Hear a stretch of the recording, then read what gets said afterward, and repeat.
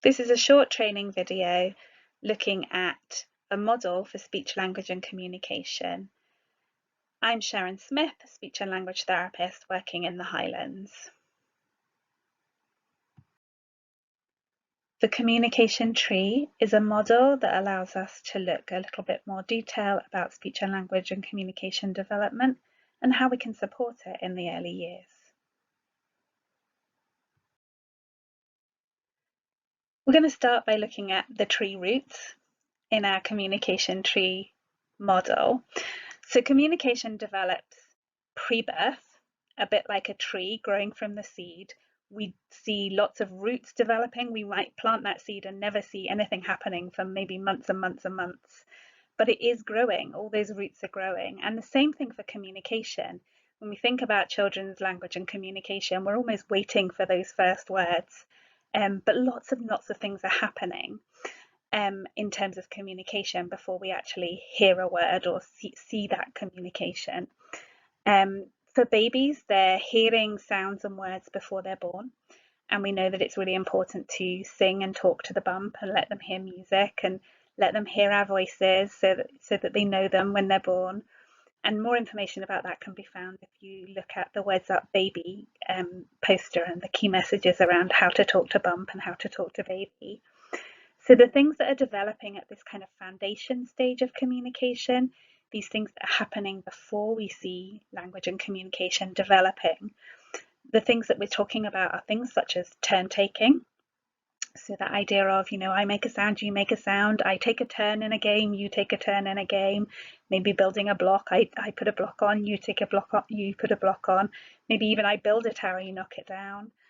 Listening skills, really key for communication. They're developing all the time at this early stage. Having a motivation to communicate, that idea of, I've got an idea and I actually, I have a motivation to tell you about it too. Having a shared attention, so I'm not just listening, but I'm attending to something and I'm attending to the same thing that you're attending to.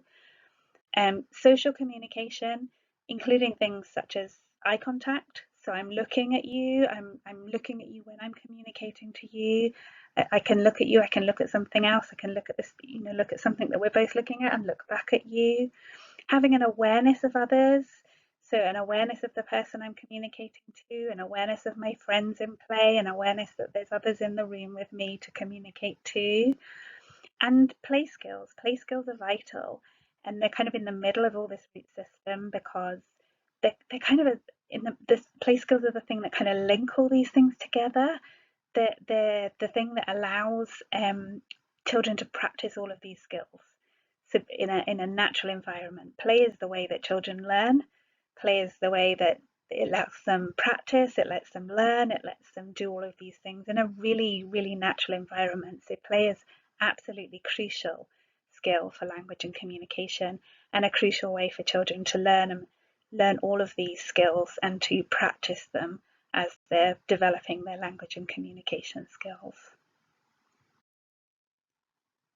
Once we have the root system of those foundation skills, they don't just stop, they keep going, and we keep developing all of those foundation skills. The play keeps going, the listening and attention keeps developing, the turn taking keeps developing. They're still there developing away underneath kind of those hidden skills. But from that, understanding develops, the trunk grows, and the trunk in our communication tree is understanding of language. So understanding can involve following instructions, it can involve understanding language in conversations. And children's understanding is sort of supported by their environment, by the gestures that adults use as they talk, and by the objects and routines that are in their everyday environment.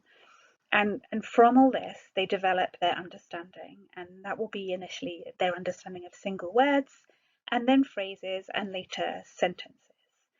And understanding of language involves the ability to kind of understand grammar as well, and the nuances of language, such as kind of literal meanings. So, that idea of if I say to somebody, your coat is on the floor, I might mean to a child, pick it up.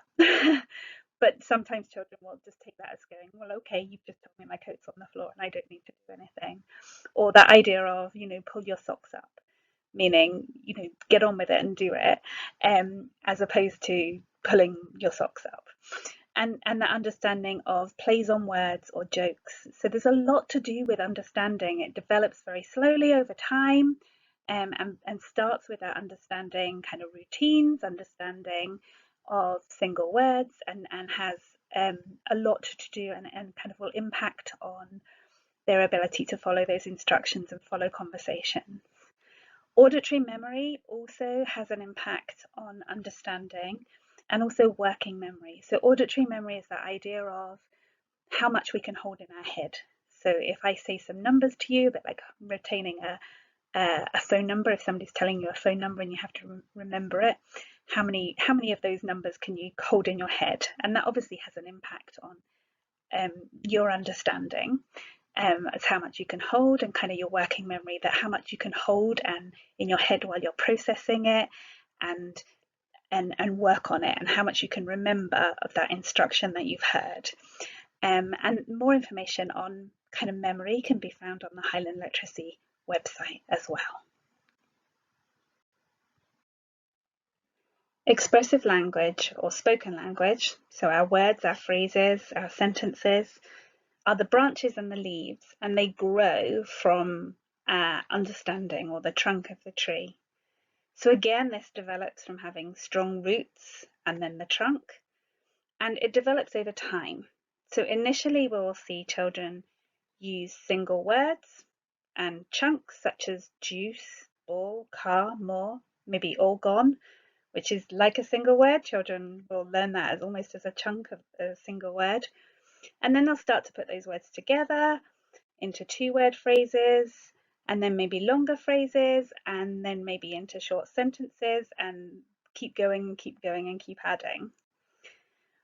Children need to have ideas about what they want to say, and then they need to be able to find those words. They need to choose what word they want to use, be able to find the word in their head, select the word, put it in the right way in a sentence, organize those words into the phrases and sentences, as well as being able to use the phrases and sentences at the relevant times in social interaction. So there's lots going on there in expressive language. There's lots that children need to think about and to work out. And that's all of those branches kind of intertwining and all of the leaves and getting it all right in terms of sorting out the expressive language for children. Speech sounds are like the blossom or the fruit on the tree. All the roots, trunk, branches and leaves need to be in place before the blossom comes. So they're the last thing that speech and language therapy tend to work on when all the other skills underlying need to be in place. They also need to have phonological awareness skills for speech sounds to come and develop. And what we mean by phonological awareness skills is an ability to listen to and recognize sounds, and recognize those sounds in speech, spoken language, and to be able to almost play with those sounds in spoken language. So for example, things like knowing what sounds are the same, what sounds are different, maybe what syllables are in a word, things that rhyme, things that don't rhyme, listening to kind of odd sounds out, those kind of skills. And those phonological awareness skills are also really essential for literacy skills. If you want to find out more about phonological awareness skills, this can be found on the Highland Literacy website. Sometimes when a child's speech sounds don't sound right, when they are missing some sounds, or they're using speech sound, what we call substitution, so maybe one sound for another. So for example, they're using a t instead of a k, or they're using a d instead of a s sound. We notice really easily that it's kind of really obvious. We can hear those differences in the same way that we would notice if the tree's flowers were a different colour, or maybe we saw a tree and they only had blossom on one side of the tree and they were missing it on one side of a branch. So unlike those underlying skills, the root skills that perhaps are harder to see when they're missing, we would notice more easily when it's a speech sound difficulty.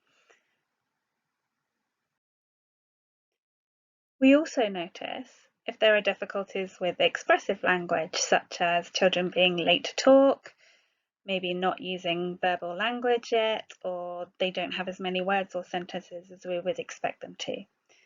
We notice this easily in the same way as we would notice if the tree's flowers were a different colour, or if they were missing leaves on a branch, or perhaps didn't have those leaves at this point in time. If a tree was like this and we were noticing, we would often not just look at the leaves, and we would go back and look at what was happening at the roots and maybe at the trunk. And this is the same for communication and when children come to speech and language therapy. And we tend to look right back at the roots and we ask questions about what's happening at that level and the underlying skills. And that's often where we go in and look at the support in the same way that we would for a tree. So we quite often provide support at the root structure level, and we think about how do we support at that level. And we know that that's where speech and language therapy often focuses, because we know that if we focus on the skills at the roots and the trunk level, that's often where the breakdown of skills is, and it helps to support stronger growth of later skills. And all children are different, and what we can do is use the model to look at where those breakdowns are and how we can provide support to make the difference for children's speech and language and communication. So, as we were saying, communication for all children is different and they develop at different rates. You can find out a little bit more about what to expect from children's communication and development by looking at the Words Up posters on thebumpstobairns.com under What to Expect. We know that we can support children's language and communication development by doing a couple of things. And that's the two things that we've not looked at on the communication tree model so far. So we've got the sunshine and the rain cloud. What we would do for all trees is provide sunshine and provide rain. So the sunshine represents the environment and opportunities for communication. So when we provide opportunities for communication, what we're doing is allowing our children lots and lots of opportunities to practice communication. So the more opportunities that children have to communicate, the more opportunities they have to practice. That's not about making them ask for something and saying you can't have this until you ask for it. It's about letting them communicate in the way that they communicate already. So if your child isn't using words yet, then we're not saying you can't have this until you ask for it. We're saying you can have this the way that you ask for it, but providing them opportunities to ask for it in the way that they do and getting them to practice it as much as they can. So we're not stopping them having stuff, but we're letting them practice asking the way that they do. And the more opportunities they get to practice, the better they'll be, because the more we practice, the better we get. So the more opportunities, the better communication we will have.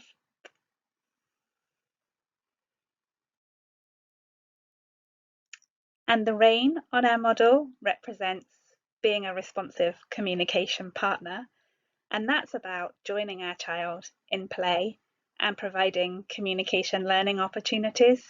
And you will be doing lots of those things naturally already as you play and talk together with your child.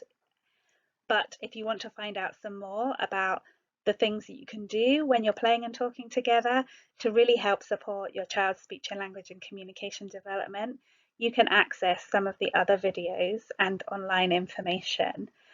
There are some Words Up early key message videos that give information on early language and communication strategies that you can access via the Bumps to Bairns website or on the Just Ask YouTube channel. They're also available on the Pines website. The links will be below.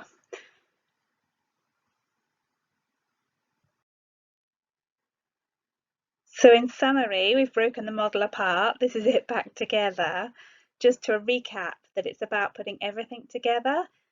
So we've got the model of the tree, of everything, of how it all develops. We know that it starts early. We've got all those skills that we don't see, the hidden skills to build on understanding, expressive language and the speech sounds, but that we are playing a really important part of that by providing those opportunities to communicate and being a responsive communication partner to support language and communication development.